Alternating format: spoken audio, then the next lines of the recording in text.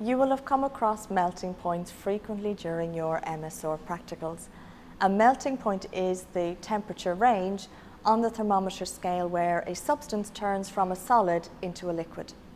Melting points are important in practice as they can help identify compounds from others. So, determining the melting point can help indicate the identity of a compound and also something about its purity. And we discussed this during the MSR practicals. The use of the melting point apparatus is a relatively easy procedure using a simple setup.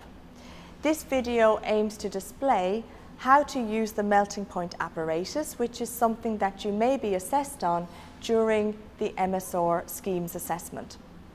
It is essential that in your working laboratory space that you keep it clean and tidy, and marks are allocated towards this during the schemes assessment. You will also find a range of equipment at your station, and you may or may not need to use all of the equipment provided. So it is important that you, for example, select the correct melting point tube, as otherwise this could affect your result and you may lose marks. Begin with the melting point apparatus. Set it up as you would normally do during a laboratory practical. Select the correct thermometer to use and place it in the specified compartment, making sure it is in the right way around.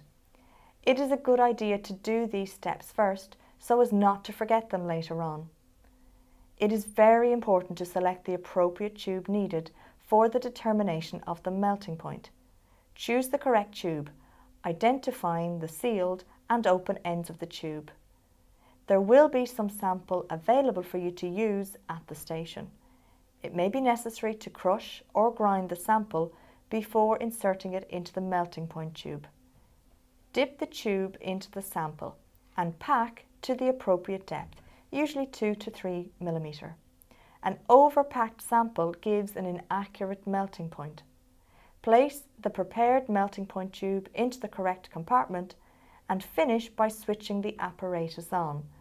For the purpose of the schemes assessment, you are not required to determine the melting point, so do not heat the sample.